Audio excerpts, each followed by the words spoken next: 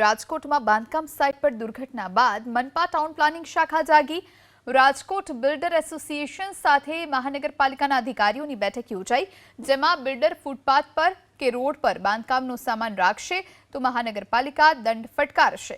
શ્રમિકો માટે ટોયલેટ નહીં તો બાંધકામ કરવાનો રદ, સાથે જ સેફટીના સાધનો પણ રાખવા ફરજિયાત છે।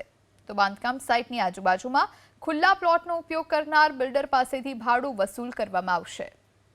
જે સાઇટ ચાલતી હોય છે એમાં પ્રાઇવેટ ડેવલપર્સની પણ સાઇટ હોઈ શકે છે, ઇવન ગવર્મેન્ટ સાઇટ પણ હોઈ શકે છે। તો તે આ જે કામ કરતા વ્યક્તિઓ છે, ખાસ કરીને શ્રમિક વર્ગના પણ વ્યક્તિઓ છે, તો સેફ્ટી ખૂબ અગત્યની બાબત છે।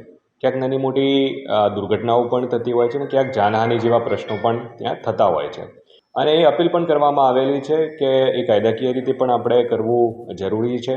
કોઈ પણ સાઇટ ઉપર ચાલતું હોય તો જે સેફ્ટીના મેજર્સ છે એ તમામ સુનિશ્ચિત કરવાના જ રહે છે, અને જો નાની મોટી દુર્ઘટનાને એ બધાના પ્રશ્નો ઉપસ્થિત થાય તેમાં શું કાયદાકીય રીતે પગલાં લેવાના થાય એ પગલાઓથી પણ એમને અવગત કરાવવામાં આવેલા છે।